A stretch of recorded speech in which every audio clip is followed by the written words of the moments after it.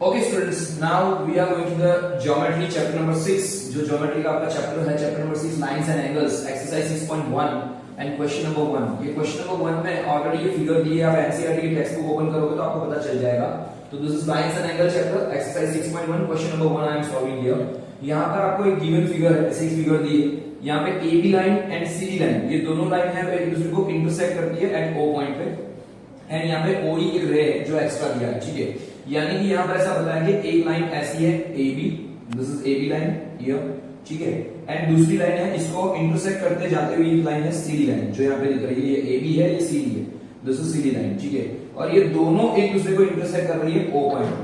और ऑलरेडी हमने ज्योमेट्री के रूल के हिसाब से बताया था कि अगर कोई दो लाइन एक दूसरे को इंटरसेक्ट करती है तो क्या होता है, ये जो ऑपोजिट एंगल्स होते हैं, ये एंगल एंड ये एंगल, ये दोनों क्या हो जाएंगे, वर्टिकली ऑपोजिट एंगल हो जाएंगे. ये वाला एंगल और ये वाला एंगल, तो दोनों वर्टिकली ऑपोजिट एंगल होंगे, वो दोनों इक्वल होते हैं. क्या होता है, vertically opposite angles are equal. वैसा ही ये वाला एंगल एंड ये वाला एंगल, ये दोनों एंगल क्या हो जाएगा, ये वाला एंगल और ये वाला एंगल, ये दोनों एंगल क्या हो जाएंगे, वर्टिकली ऑपोजिट है तो इक्वल होंगे. तो हम लोग यहाँ से क्वेश्चन की शुरुआत करते हैं. और यहाँ पर आपको एक एक्स्ट्रा इंफॉर्मेशन दी है, AOC यानी कि angle AOC plus angle BOE, ये वाला एंगल, ये दोनों का टोटल करते हैं, दोनों का प्लस करते हैं तो 70 दिया है. ये ऑलरेडी क्वेश्चन के अंदर दिया ही है, गिवन है, ठीक है. देन यहां पर एंगल BOD दिया है 40, angle BOD is given 40, BOD is given 40, इतना आपको क्वेश्चन में दे दिया है, ठीक है. तो आप ध्यान देना. ओके, अब मैं यहाँ पे क्वेश्चन की शुरुआत करने जा रहा हूँ, आंसर की शुरुआत करने जा रहा हूँ. यहाँ पर हम सबसे पहले क्या इंफॉर्मेशन लिखेंगे, हियर AB लाइन, यानी हमको लिखना है AB लाइन. ये लाइन का सिंबल है, this is the symbol of line, it is called the AB line. And CD line, कौन सी लाइन है, CD लाइन. तो AB line and CD line both intersect each other, यानी intersect, दोनों एक दूसरे को काटती है मतलब वो बाइटिंग नहीं कर रही है. इंटरसेक्ट मतलब ऐसे है, ठीक है. Intersect each other at point O. क्या है ये, पॉइंट O, ठीक है. O पॉइंट पे एक दूसरे को इंटरसेक्ट करती है. अब क्या है, हमको क्या दिया है, एंगल AOC इक्वल टू क्या बन जाएगा, एंगल BOD. क्या बन जाएगा, angle, therefore angle AOC equal to angle बन जाएगा BOD. ये दोनों एंगल इक्वल बन जाएगा, क्यों, वर्टिकली ऑपोजिट एंगल्स. क्या हो जाएंगे, वर्टिकली ऑपोजिट एंगल्स. बट हमको तो BOD की वैल्यू दी है, क्या है, BOD इज गिवन हियर, कितना है, 40, ये गिवन है. तो अगर ये 40 है तो AOC भी कितना हो जाएगा, therefore angle AOC equal to 40 degree, ठीक है. तो ये दोनों क्या है, इक्वल है, तो ऑलरेडी दिया है, ये ऑलरेडी हमको पता चल गया कि भाई वर्टिकली ऑपोजिट एंगल है, दोनों इक्वल है.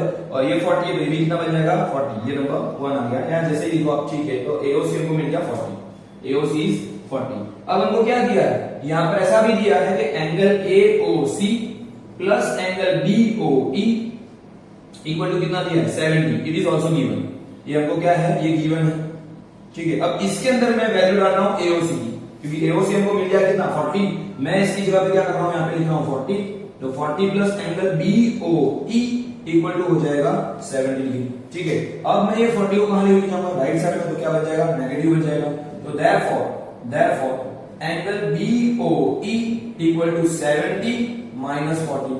तो क्या हो जाएगा, एंगल BOE इक्वल टू कितना आ जाएगा, 30 डिग्री. जो हमको पूछा है, आपको ये पूछा है कि ये ढूंढो, ये क्वेश्चन में पूछा है BOE ढूंढो, ठीक है. तो हमको पहला आंसर मिल गया, we got the first answer. अब हमको पूछा है कि ये COE की जो वैल्यू है उसमें रिफ्लेक्शन में पूछा है. अब देखो हमको COE ढूंढना है. COE ढूंढने के तो क्या करना है, इसको भूल जाओ. जैसे मैं यहाँ पे लाइन ड्रॉ कर रहा हूँ, ये है AB लाइन, सुनना, ये AB लाइन है, ये O पॉइंट है, ऐसा एक एरो जा रहा है, ये था C. तो हम क्या कर सकते हैं, AOC यानी ये वाला एंगल और BOC ये वाला एंगल, ये दोनों को प्लस करेंगे तो क्या बन जाएगा, linear pair of angle 180 degree होता है. क्या होता है, AOC प्लस BOC करोगे तो क्या हो जाएगा, 180 डिग्री. ऊपर से यहाँ पे भी लाइन है, तो ये BOC का मतलब क्या हो जाएगा, ये दोनों लाइन का प्लस हो जाएगा, वो हम लोग यहाँ पे लिख रहे हैं, ठीक है. सो नाउ एंगल AOC यानी कि ये वाला angle AOC plus angle BOC यानी ये वाला एंगल, तो क्या हो जाएगा, प्लस BOC इक्वल टू क्या बन जाएगा, 180 डिग्री. कितना बनेगा, 180 डिग्री. क्यों, लीनियर पेयर ऑफ एंगल. ये वर्टिकली ऑपोजिट एंगल है, वर्टिकली ऑपोजिट एंगल इक्वल होते हैं, और लीनियर पेयर का टोटल कितना होता है, 180 होता है, ठीक है.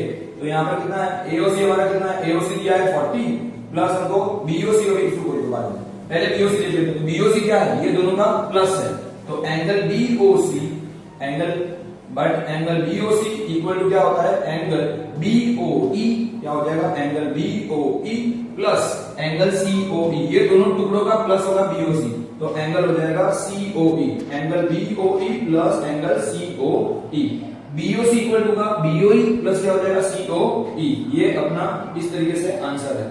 अब मैं इसकी वैल्यू कहां पे रख रहा हूं, इस जगह पर रख रहा हूं, इसको मैं इससे रिप्लेस कर रहा हूं, तो देयरफॉर ऐसा होगा एंगल एओसी प्लस इसकी जगह मैं लिख रहा हूं ये दोनों, तो angle BOE plus angle COE equal to कितना आ जाएगा 180 degree.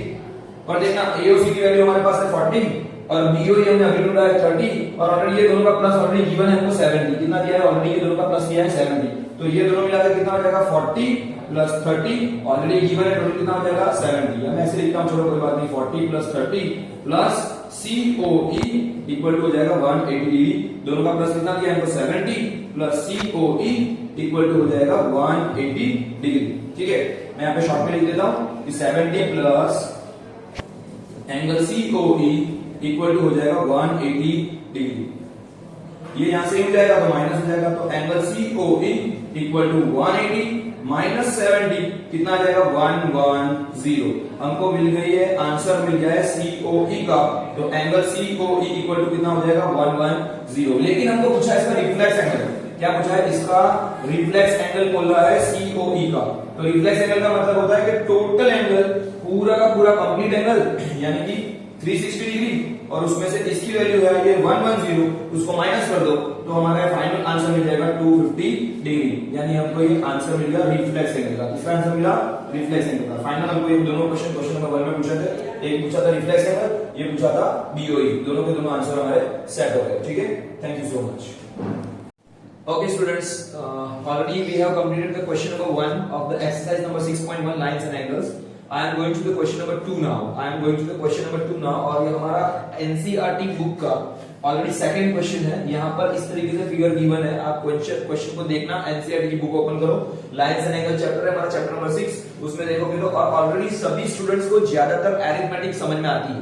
Arithmetic is the easiest part of the mathematics. Also algebra जो है वो भी समझ में आती है। अलजेब्रा में क्या होता है कि आइडेंटिटीज होती है, फॉर्मुलाज होते हैं, हाँ कुछ स्टूडेंट को अलजेब्रा में तकलीफ पड़ती है, लेकिन ज्योमेट्री में सबसे ज्यादा तकलीफ पड़ती है because it's shapes and angles, also इसमें रिटन वर्क ज्यादा होता है और प्रूव दैट होते हैं, कुछ सम्स गिनने होते हैं। एक्चुअली दूसरे सब में क्या होता है कि आप लोग कैलकुलेशन बेस होते हैं तो आप उसको कर सकते हैं, लेकिन यहाँ पे ज्योमेट्री में क्या होता है बहुत बड़े बड़े सेंटेंसेस लिखने पड़ते हैं, थियरम्स होते हैं, इसलिए ज्यादातर स्टूडेंट्स को ज्योमेट्री में प्रॉब्लम आती है। ठीक है, okay, now I am going to the question number 2 first. यहाँ पर आपको ऐसे इन्फॉर्मेशन दी है, यहाँ पर देखो अगले क्वेश्चन में मैंने ऑलरेडी बताया वही का वही यहाँ पे सीन है। यहाँ पर क्या क्या दिया है, तो हियो एक्स वाई लाइन, पहली कौन सी लाइन है X Y line and MN line, MN line, ये दोनों लाइंस है वो दोनों एक दूसरे को कहां पे क्या कर रही है, इंटरसेक्ट कर रही है। तो एमएन लाइन इंटरसेक्ट, इसका मतलब है लाइन, ऊपर का जो सिंबल है ऑलरेडी मैंने क्वेश्चन नंबर 1 में एक्सप्लेन किया हुआ है। ठीक है, तो intersect each other at point O, intersect each other at point O. कौन से पॉइंट पे इंटरसेक्ट कर रही है, पॉइंट ओ पे। ये दोनों की दोनों लाइन एक दूसरे को ओ पॉइंट पे इंटरसेक्ट कर रही है, ताकि क्या होगा ये दोनों एंगल्स बनेंगे। मतलब मैंने अभी बताया था, फिर से एक बार बताता हूं कि अगर दो लाइन है, ये पहली लाइन और अगर ये दूसरी लाइन है, एक दूसरे को इंटरसेक्ट करती है, तो यहां से बनने वाले एंगल यानी ये एंगल और ये एंगल दोनों क्या हो जाएंगे, वर्टिकली ऑपोजिट एंगल होते हैं और वो दोनों के दोनों कैसे होते हैं, इक्वल होते हैं। सपोज मान लो ये 45 डिग्री है तो ये भी कितना होगा, 45 डिग्री होगा। और ये दोनों एंगल यानी ये वाला और ये वाला एंगल, ये वाला और ये वाला एंगल दोनों भी क्या होंगे, इक्वल होंगे। ये 45 है तो ये कितना होगा, तो 180 में से 45 को माइनस कर दो, जो आया वो उसका आंसर मिल जाएगा। ठीक है, 180 में से 45 को माइनस करो तो 135 बनेगा। जैसे कि यहाँ पे 10 और 5, यहाँ पे कट करो 7, यहाँ पे 3, यहाँ पे 1, तो ये कितना हो जाएगा 135 का दूसरा एंगल बन जाएगा। तो ये भी कितना हो जाएगा, ये वाला भी 135 का एंगल बनेगा। These are for the vertically opposite angles। तो देखो यहाँ पर ये दोनों कैसे हो जाएंगे, इक्वल। वैसे ये पूरा का पूरा इक्वल बनेगा, हम लोग बाद में बात करते हैं। और साथ में आपको इन्फॉर्मेशन दी है दूसरी कि यहाँ पर एक और लाइन दी है, यानी यहाँ पे एक और एरो दिया है, ये रे है ओपी रे। क्या है, ओपी रे जो है वो परपेंडिकुलर है। इसका मतलब होता है परपेंडिकुलर, परपेंडिकुलर मतलब होता है 90 डिग्री शो करता है। ठीक है, तो यहाँ पर क्या है, ओपी रे जो है वो क्या कर रहा है, एक्स वाई लाइन को क्या कर रहा है, परपेंडिकुलर है। एक्स वाई लाइन को क्या है, वो ओपी रे है, वो परपेंडिकुलर है। दैट्स वाई यहाँ पे हम लोग ऐसे बोल सकते हैं कि एंगल पी ओ वाई, क्या है, एंगल पी ओ वाई। कौन सा angle, angle P O Y equal to कितना हो जाएगा 90 डिग्री हो जाएगा। Angle P O Y equal to 90 degree, ये याद रखना आप लोग, ठीक है। इसको बोलते हैं राइट एंगल। अगर ये 90 डिग्री है तो ये वाला भी कौन सा हो जाएगा, ये जो है POX, ये भी क्या हो जाएगा, POX भी क्या हो जाएगा 90 डिग्री। तो POX equal to angle POY equal to क्या हो जाएगा, दोनों के दोनों राइट एंगल है, 90 डिग्री है। तो मैं यहाँ पे लिख देता हूँ राइट एंगल, ठीक है। ये दोनों के दोनों राइट एंगल से, अंडरस्टूड।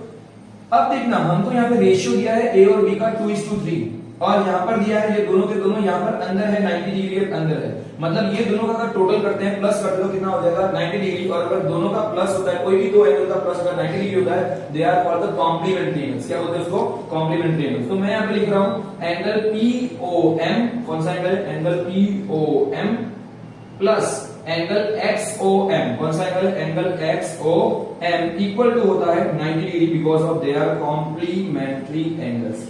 कौन से एंगल है, कॉम्प्लीमेंट्री एंगल्स, कॉम्प्लीमेंट्री एंगल्स। देखना ये कैसे बना, बिकॉज ऑफ XY और MN एक दूसरे को क्या कर रही है, इंटरसेक्ट कर रही थी, इसी वजह से। और साथ में ये PM यानी OP जो रहे हैं वो मतलब ये परपेंडिकुलर रहते हैं, ये वाला यहाँ पे दो टुकड़े ऑलरेडी कन्वर्ट हो जाते हैं। पर ये दोनों बाइसेक्टर नहीं है, बाइसेक्टर होता है दोनों इक्वल होते हैं, पर यहाँ पे बाइसेक्टर है नहीं। हाँ, ये लाइन और ये लाइन दोनों को एक दूसरे को इंटरसेक्ट करती है, ये परपेंडिकुलर है, इसलिए यहाँ पे दो एंगल बन रहे हैं। तो कौन सा एंगल बन रहा है, एंगल POM, एंगल दूसरा कौन सा बन रहा है XOM। ये दोनों एंगल का टोटल करते हैं 90 डिग्री, मतलब होता है दोनों कॉम्प्लीमेंट्री एंगल। पर POM हमारा है क्या, POM इक्वल टू तो A है, तो POM की जगह पे मैं लिख देता हूँ A। यहाँ पे मैं साइड में लिख रहा हूँ POM equal to A, POM equal to A। वैसे XOM क्या है हमारा, B है, तो एंगल XOM इक्वल टू क्या है, B। ये एक्स्ट्रा इन्फॉर्मेशन है, ठीक है। ऑलरेडी दोनों एंगल को हम लोग ये बताया। तो POM की जगह मैं A लिख रहा हूँ, इसकी जगह मैं B लिख रहा हूँ, इक्वल टू क्या हो जाएगा 90 डिग्री। दोनों के दोनों क्या हो जाएंगे, कॉम्प्लीमेंट्री एंगल्स। बट सुनना, हमको इसका रेशियो दिया है, वैल्यू दी नहीं है। अगर रेशियो दिया है तो मैं A को बोल सकता हूँ 2x। कितना रेशियो दिया है, A:B इक्वल टू 2:3, तो A की वैल्यू हो जाएगी 2x और B की वैल्यू क्या हो जाएगी 3x। क्या बन जाएगी 3x। ये दोनों की वैल्यू हम लोग यहाँ पर सब्स्टिट्यूट करने वाले हैं। तो यहाँ पे क्या करेंगे, A plus B equal to 2x, sorry minus A plus B equal to 90 degree. तो यहाँ पे क्या होगा 2x A की जगह पर प्लस क्या हो जाएगा 3x B की जगह पर। ये कहां से लाए, रेशियो पे से। कहां से लाए, रेशियो पे से। ये ऑलरेडी गिवन है हमको बुक के अंदर, ठीक है, टेक्स्ट बुक में क्वेश्चन के अंदर। इक्वल टू हो जाएगा 90 डिग्री, दोनों का प्लस करोगे तो क्या मिल जाएगा 5x इक्वल टू क्या हो जाएगा 90 डिग्री। या यहाँ पे 5 क्या है, मल्टीप्लाई में, कहां जाएगा डिवाइड में, तो x इक्वल टू आएगा 90 divide by 5। x equal to क्या होगा 90 डिवाइड बाय 5, तो क्या हो जाएगा x इक्वल टू आ जाएगा 18 डिग्री। कितना हो जाएगा, x इक्वल टू हो जाएगा 18 डिग्री। समझना, ये हमको x की वैल्यू मिली है, हमको ढूंढना है A और B। हमको क्या ढूंढना है, A एंड B दोनों ढूंढने हैं। तो मैं यहाँ पर साइड में A की वैल्यू और B की वैल्यू ढूंढ रहा हूँ। तो A इक्वल टू है हमारा 2x, A की वैल्यू क्या है 2x, भी अभी हमने लिया था। तो A की जगह पे मैं लिखूंगा 2 मल्टीप्लाई बाय x है 18 डिग्री। x कितना है 18, तो 2 18 जा कितना हो जाएगा 36। तो ये हमारा A का वैल्यू मिल गया है 36। वैसे ही मैं यहाँ पे B की वैल्यू करने जा रहा हूँ। तो B इक्वल टू है हमारा 3x, B कितना है हमारा 3x, तो B की वैल्यू ऐसी बन जाएगी 3 मल्टीप्लाई बाय 18, 3 मल्टीप्लाई बाय 18। तो 3 18 का कितना होगा 54, तो B की वैल्यू बन जाएगी 54 डिग्री। B की वैल्यू कितनी बन जाएगी 54। समझ में आया आपको, यहां पर आपको A और B मिल गया है। अब देखना, ये दोनों एंगल जो है कौन सा वाला, XOM और XOM, ये दोनों का टोटल करेंगे तो कितना हो जाएगा 180, बिकॉज लीनियर है। ऐसा है, देखो ऐसी हमारी लाइन है, यहां से x है, ये हमारा m था, ये हमारा n था, ये हमारा x है, ये o है। ये दोनों का अगर प्लस करेंगे तो कितना हो जाएगा 180। कैसे, अगर मैं इसको सीधा करता हूं और मैं इसे ड्रॉ करता हूं, तो ये दोनों एंगल जो होते हैं, ये वाला एंगल और ये वाला एंगल, दोनों का लीनियर पेयर बनता है और 180 डिग्री होता है। तो मैं यहाँ पे बना रहा हूँ लीनियर पेयर ऑफ एंगल। तो यहाँ पे बना रहा हूँ XOM, यानी कि ये वाला एंगल XOM प्लस XON, कौन सा है XON। ये दोनों का अगर मैं टोटल कर रहा हूं तो कितना हो जाएगा 180 degree, because of linear pair of angle. जब दो एंगल का टोटल 180 होता है इसको बोलते हैं लीनियर पेयर ऑफ एंगल। पर XOM हमारा क्या है, XOM तो मैंने लिखा था वहां पे, देखो XOM क्या है हमारा B है, XOM क्या है B, और XON क्या है हमारा C है। मैं यहाँ पे नीचे लिख देता हूँ कि angle XON equal to C है। क्या है यहाँ पे, XON इक्वल टू C है, देखना ध्यान से। तो XON हमारा क्या है C है, इक्वल टू क्या हो जाएगा 180 डिग्री। B की वैल्यू हमने ढूंढी है, कितनी ढूंढी है 54, यहाँ पे लिख दो। तो B की value 54 plus C equal to आ जाएगा 180 डिग्री। ये 54 को यूं लेके जाएंगे तो C क्या बन जाएगा 180 डिग्री माइनस 54 डिग्री। 180 में से 54 को निकालो, 180 माइनस 54, यहाँ पे 10 करो, यहाँ पे आएगा 6, यहाँ पे कट करो, यहाँ पे 7, यहाँ पे आएगा 2, ये आ जाएगा 126। तो सी की वैल्यू कितनी मिल गई? 126 डिग्री। यही तो हमको पूछा था कि फाइंड, क्या क्वेश्चन था? क्वेश्चन में पूछा था find A B and C, A B and C. तो ए बी सी हम लोगों ने तीनों की वैल्यू ढूंढ ली है। ए की वैल्यू हमको मिली 36, ए की वैल्यू मिली है 36, बी की वैल्यू मिली हमको 54 एंड सी की वैल्यू हमको मिली है 126 डिग्री। ये हमारा आंसर था क्वेश्चन नंबर 2 का। तो इस तरीके से पूरा का क्वेश्चन हमने सॉल्व किया है। Okay, thank you so much. Okay students, so already we are going to the question number 3 of the exercise 6.1 lines and angle. already 2 videos are मेरा already हमने 2 videos बना दिए क्वेश्चन नंबर 1 and 2 के। ये third video है and यहाँ पर आपको एनसीईआरटी की फिगर दी है, यहाँ पे मैंने फिगर ड्रॉ की है। अब हम लोग देखेंगे पीक्यूआर जो है, यहाँ पे पीक्यूआर नाम का ट्रायंगल है, वैसे ड्राइंग किया हुआ है, मतलब ऑलरेडी ड्रॉ किया हुआ है एसटी लाइन पे। Points Q and R lies on the ST line, the Q और R दोनों एसटी लाइन पे है। देन ये वाला हमको क्वेश्चन में दिया है PQR angle equal to PRQ angle is equal to, दोनों इक्वल है, गिवन है बिकॉज़ ऑफ आइसोसेलेस ट्रायंगल, ठीक है। बट हमने ऐसा भी ड्राइंग करके बताया था कि ये दोनों एंगल अगर देखने जाए, दोनों एंगल अगर देखने जाए, जैसे कि मैं यहाँ पे बता रहा हूँ कि अगर ये लाइन है और लाइन पे अगर ऐसा कोई रे, अगर कोई रे है, तो ये दोनों जो एंगल बनेंगे उसका टोटल कितना होता है? 180 degree because of the linear pair of angle.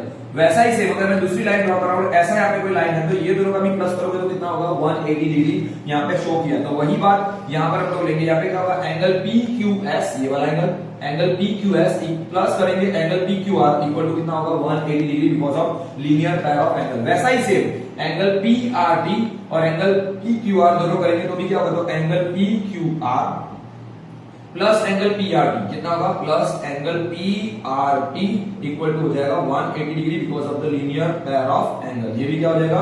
ये दोनों के दोनों, ये दोनों का टोटल 180, मतलब angle PQS plus angle PQR, ये दोनों का टोटल करेंगे तो 180 डिग्री।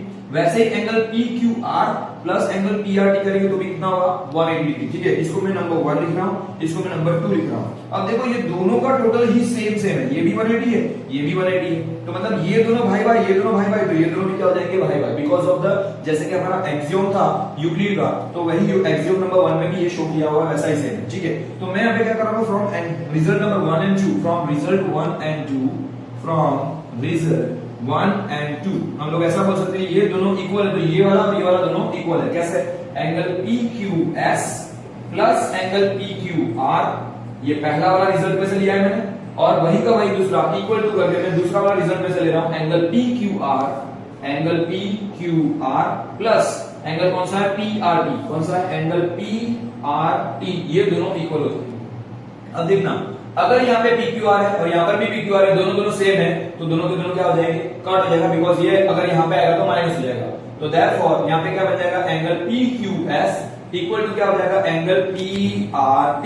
तो वही तो हमको प्रूव करना था, क्या करना था? Angle PQS equal to angle PRT, ये दोनों तो हमको प्रूव करना था, इक्वल है, बस प्रूव, ठीक है। Hence it is prove. हो गया कि बाकी रह गया? ठीक है, बस इतना ही था। Okay students, already we have completed the 2 questions of the exercise 6.1 lines and angles. Now we are going to the question number 3 now, and the figure is given the NCERT textbook. यहाँ पर already NCERT textbook के अंदर ये figure दी है। हमने 2 questions already short out कर लिए, ये हमारा वीडियो भी है, आप देख लेना। ये मेरा थर्ड वीडियो है, मतलब ये थर्ड क्वेश्चन का वीडियो मैं बताने जा रहा हूँ। तो ऑलरेडी लाइव लेक्चर भी चल रहा है हमारा यहाँ पर। एक्चुअली ये वीडियो में हमको ये देखना कि ये ऑलरेडी क्वेश्चन में दिया है, इस तरीके से ट्रायंगल बनाया है एक लाइन के ऊपर, ठीक है। एक लाइन के ऊपर ट्रायंगल बनाया PQR और लाइन है ST लाइन है, PQR दिया है, और साथ में ऐसा बोला है कि ये आइसोसेलेस ट्रायंगल है, क्योंकि ऑलरेडी आइसोसेलेस होगा तो ही ऑपोजिट एंगल्स इक्वल होते हैं, यानी ये वाले एंगल्स इक्वल होते हैं। यहाँ पे ऑलरेडी ये इंफॉर्मेशन दी है कि एंगल PQR, ये वाला एंगल PQR और एंगल PRQ, ये दोनों कैसे हैं? इक्वल है, ऐसा गिवन है। अब सुनना, अभी मैं यहाँ पर नीचे छोटा सा एक और काम करने जा रहा हूँ। यहाँ पर एक लाइन है, अगर लाइन पे कोई एक ऐसा रे अगर लाइन है, तो ये क्या हो जाएगा? ये दोनों एंगल का टोटल कितना होता है? 180 degree because of the linear pair of angle. वैसा ही यहाँ पर देखो, एक दूसरी लाइन में ड्रॉ कर रहा हूँ, और मैं अगर ऐसा एक एरो बना रहा हूँ, रे बना रहा हूँ, तो ये दोनों का भी टोटल कितना होता है? 180 degree because of linear pair. तो यहाँ पर ये वाला एंगल और ये वाला एंगल, ये दोनों एंगल का टोटल कितना होगा 180, और ये वाला एंगल और ये वाला एंगल का टोटल भी कितना होगा 180, और आपको प्रूव करके कुछ लाना है, हम लोग देखते हैं कैसे करेंगे। तो now I am going to the question solve, हम लोग सॉल्यूशन करने जा रहे हैं, क्वेश्चन को शॉर्ट आउट करने जा रहे हैं। हम लोग यहाँ पर लिखेंगे सबसे पहले क्या है कि triangle PQR lies on line, कौन सी लाइन है ST, कौन सी लाइन है ST लाइन, ST लाइन पे PQR है, एंड कौन से point Q and R, points Q and R lie on the, यानी कि लाई ऑन द, या they are the point of the line, ठीक है, ऑन ST लाइन। ये दोनों के दोनों पॉइंट जो है वो लाइन ST पे है। अब क्या करेंगे, यहाँ पे क्या दिया है PQR angle PQR equal to angle दिया है PRQ, इक्वल टू एंगल दिया है PRQ, it is given in the questions, ठीक है। हमको ये वाला एंगल और ये वाला एंगल दोनों इक्वल बोलेंगे, ये वाला एंगल और ये वाला एंगल हमको इक्वल बोला है।